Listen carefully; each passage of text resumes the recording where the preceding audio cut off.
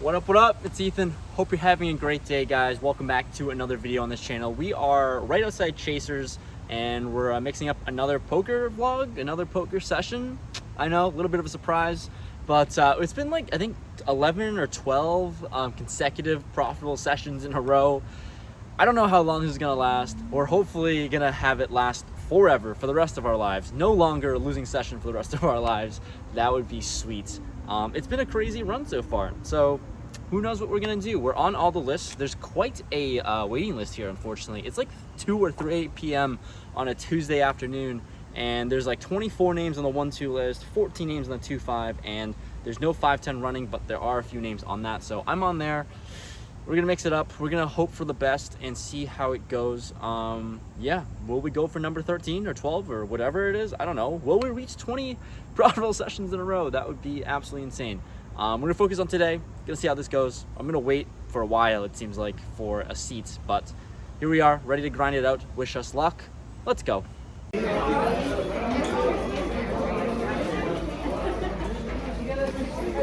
On to the 2-5 game we go. Max buy-in of 1,000, and the first hand is pocket sixes in the cutoff. We open up the action at 20 bucks. The small blind makes the call, and now the big blind 3-bets us to $85. Well, this is one of our first hands we're getting dealt in here, and the first hand we're playing. So we call in position, just going to see a flop. This is very playable. I can definitely defend against a 3-bet and see a flop here, so let's do that. The flop comes Queen Jack 8, 2 hearts when we go heads up here. He throws out a C-bet of $80, and there's nothing to do here with our underpair on a flop that is just not us. We fold. He shows us the ace of hearts, and he takes it down. You could have had ace-high flush draw, could have aces, could have ace queen. Just, this isn't the board regardless for pocket sixes. Next hand, we get dealt the beautiful premium 9-4 of spades in the small blind. Oh boy. And the big blind checks. So we're going 3 ways to a flop, which comes 7-6-6 2 spades. Not too bad, as we do have the flush draw and backdoor straight draws. So the big blind throws out a bet of $10. The button makes the call, and here I guess we're gonna call 10 bucks as well. Certainly could fold, but yeah, we're just gonna call. Going to a turn which comes the ace of diamonds. Not really great. Probably now I can easily fold any bet, but the action actually ends up checking all the way around. Off to a river now. The river comes the 5 of spades. All right, here we go with our flush. I throw out a small bet of $25 for value. Definitely just have to go with some value here. Now the big blind raises us to $80. The button gets out of the way, and now I'm thinking I should really fold here. I lose to a lot of boats. I lose to higher flushes. 9 high flush isn't great, but it's really early in the session, and I'm curious. There's really no need for me to be donking off some money here, but here we are. We donate the 55 extra dollars, as we're up against Jack 3 of spades for the Jack high flush, so not great for us here. Definitely could have gotten away, but it's early. I was curious, and we donated. One lower than you. Okay, next spot, a little more playable than last hand. We have ace 10 of spades in +1, air in early position. I opened it up to $20. We get a button to make the call. Now the big blind 3-bets us to $125. This is super large, super big, and I'm in quite the spot here. It seems like he has a really big ace out of position. That's kind of the most likely holding. Ace king, ace queen. Out of position, doesn't really necessarily want to see a flop or play this multi-way, so trying to isolate and squeeze on the larger side. So being in position, ace 10 is not in a great spot, as it's super dominated by all of the holding I think he has. But I think being in position is really helpful. Here I can just probably steal a lot of pots, I think, when I'm in position here, and depending on the flop. So we're gonna make the call here for $125 total. Probably not the best play, probably better as a fold, but here we are. Heads up to a flop, which comes Jack Deuce 6 2 hearts. Really going to see him with Ace Jack here with a large 3-bet. So with that said, he does down bet to $80. On this dry of a flop, it seems like he'd be doing this with his entire range on pretty much a pretty dry flop. So putting him on some sort of Ace X holding, I just make the call and hoping to see a good turn that I can steal it from. Probably not the best mindset to have, but here we are. I make the call here with the plan of barreling on the turn if he checks, or just give up if he fires another bullet. The turn comes the 7 of clubs. This card really doesn't do a whole lot here. A little bit better for my range, I guess. But he checks now, so let's go. We're in a really great spot. Let's go ahead and execute our plan. I throw out a bet of $225 to basically fold out a lot of his holdings that doesn't have any overpairs. He folds, and we take this down, sealing this one with ace-10 high. Finding ourselves in another situation, we have a really nice one that we love playing, 10-9 suited on the button. I open it up to $20, and the small blind folds, and the big blind 3-bets to $70. This is a pretty solid reg here at this location, and it's someone I'm very familiar with playing with. So obviously never folding here with the positional advantage, so I make the call for 70 and we're going to see a flop. The flop comes king 9-3 all clubs, and here he leads out and c-bets $50. With middle pair, there's all the club draws in the world that he could have right now, a lot of ace-x club draws and such.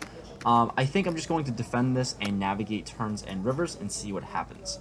So I call the 50 and we're going to a turn. The turn is the 4 of clubs. Alright, not great. This was not one of the cards we wanted to see. This is probably an easy card to fold on, expecting him to bet again all the time. But now, surprisingly, he checks, opening the door for me to bluff at this one now. I think when he checks here, it's signaling one of two things. Either he doesn't have a flush at all, or he can be nutted with the ace of clubs in his hand, as he's just going to check this and give me the opportunity to bluff at it like I'm thinking of right now.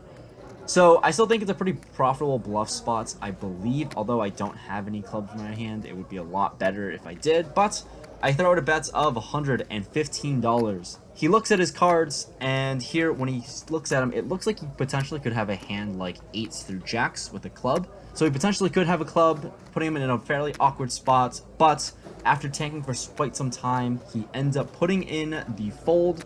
So we are shipping up one bluff at a time.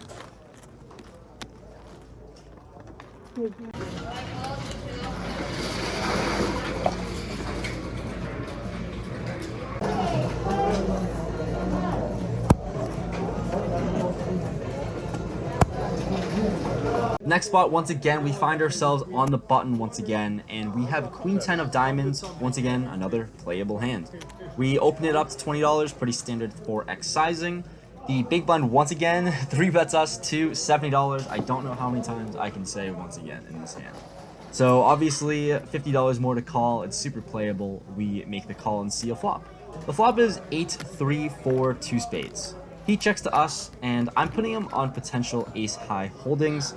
I'm familiar with him. I don't think he's going to be check folding an ace-high on this board, especially against an opponent like myself. So I just check it back, and we're going to a turn, hoping to improve.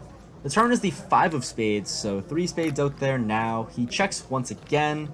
With how I played it so far, checking on the flop, I don't think there's really any incentive of just trying to bluff at this now on the turn for some reason. So I just check it back, and we're going to a river. The river is the queen of hearts. Beautiful. We should be good here very, very often.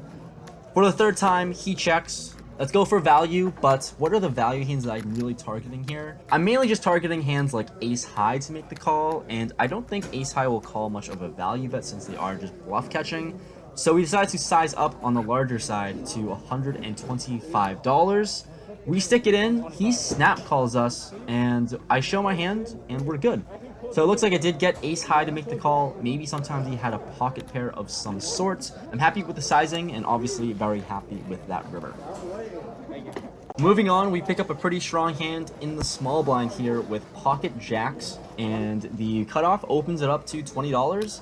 Folds to me, and against this cutoff player, I've seen him be fairly aggressive. I haven't seen him gone out of line too much here, but with jacks, certainly going to be increasing the size of the pot. We go with the 4x 3-bet sizing to $80, and he makes the call for 80. So let's see a flop out of position. The flop is 4, 5, 6, 2 diamonds and a heart. Okay, this is going to be an interesting one to navigate. Very, very wet, super connected, and this could definitely smash his cutoff opening range as it has a lot of suited connectors in there. Well, regardless, with our overpair, we're certainly going to have to go for value and protect our pair just yet. So I see bet $60, just targeting a lot of draws and targeting higher overpairs like 7s through 10s. He makes the call for 60, and we're going to a turn. The turn is another 4, and I don't think this is a card that's really going to change a whole lot. Considering I think sets will be raising here on this wet of a board, 2 pairs can be raising as well.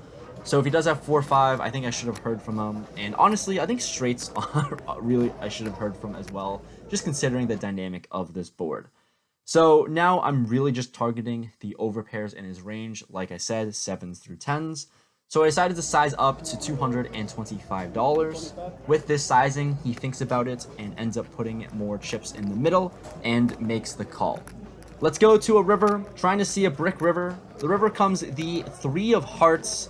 What a terrible, terrible, terrible card. I think really the main hands that I'm afraid of are, like I said, pocket 7s and 8-7 that already flopped it. And I've already deducted the reasoning of 8-7 not being here, as it really should have raised to flop or turn. So if I bet here, I'm really trying to go for some extremely thin value, targeting 8s and 10s. So that's what I do. I'm going to be betting $185, and if he raises us, then we're in quite a terrible spot. Well, he does do that. We get punished with our thin value bets, and he raises to $550. And at this point, now, I think I have a pretty clear-cut fold, but I just want to think this out, and I go deep into the tank. Given the action here, obviously, pocket jacks is simply just a bluff catcher. And given the price and the odds I'm getting 4-1 on a call. What are the hands that I really think that he could be bluffing here with a raise? There's a ton of missed diamonds. He could potentially turn a pair into a bluff. Pocket 8s, pocket 9s, pocket 10s he could be doing this with.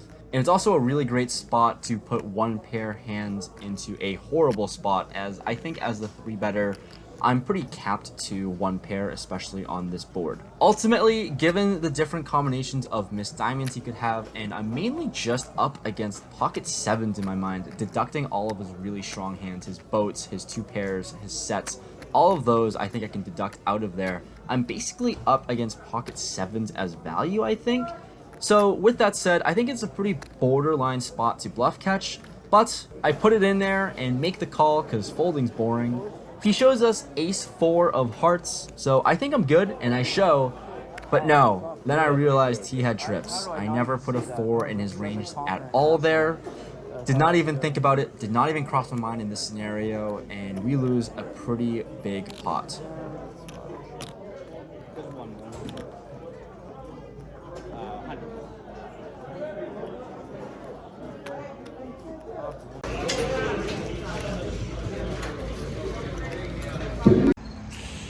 Mid-session update time.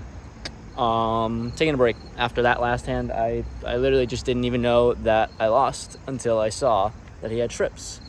We're gonna run into that. I think I made a half decent call with the overpair there. Certainly, I think he could have turned 8s, 9s, or 10s into a bluff, targeting a lot of ace highs, missed draws. I don't know. I still feel like it wasn't horrible, but I'm sure the comment section will let me know about that. But right now I'm sitting with about like $500 in front of my stack, and we're in for 1,200. So it looks like we're probably going to have a losing session today. I'm not really sure. I'm still thinking about whether I want to continue playing or just call it a day and rack up. I have to reassess like where I am at mentally, because I don't know if I'm all there. And when you've been running really well, you just kind of expect things to go well. And I think I'm at that point where a little frustrated because I've been running so well, so I expect things to go well, which is a pretty bad mentality to be in right now. So there's that. The action's decent. The table is, I would say, like very decent. If I'm gonna go in, I have to rebuy and add on another like $500. But I don't know if I'm in the mood to grind it all out. So maybe we'll sit back down for another 10 minutes and see how we feel. Maybe we'll just rack up. I don't know. We'll see. Coming back from the mid-session updates, we are here playing 5-handed with ace-3 of hearts in the big blind. We get the low jack to open it up to $15. The button makes the call and actions onto me. Really good candidate to 3-bet bluff, especially out of position. Yeah, we're just going to do it. I 3-bet to $70. The low jack, who was first to act, who opened, He just sticks it in. He rips $275 in the middle. The button folds, I snap folds, and now I'm thinking it's definitely just time to rack up and leave. Oh, you know, I'm falling off these rocks. That's when you know it's a bad day. Anyways, we're out. We weren't feeling it. We tried that ace-3 hand, didn't go our way. So we only played for about 2.5 hours. Super quick session today. And we were in the game for 1,200, out of the game for 480. Yeah, see ya. There goes our streak. You know, it's also September 1st, so start of a new month. Here comes the downswing. Hopefully not, but there's that. Hopefully you enjoyed this video. We ran it up for a while, but we were eventually going to lose. I don't know if I had to make that call with jacks on the river. Like I said, you guys will let me know in the comment section. I thought it was okay, but that's gonna wrap up this video. Hopefully you enjoyed. Smash that like button for fun. I don't know. And comment down below. I always give away those card protectors that you see in the video. Also, if you want to buy one, feel free to email me, RampagePokerStore@gmail.com, or the other email, rampage@gmail.com. Just let me know. Sell them for $15. It's a good time. Anyways, thanks for watching the video. Appreciate everyone's support. Peace.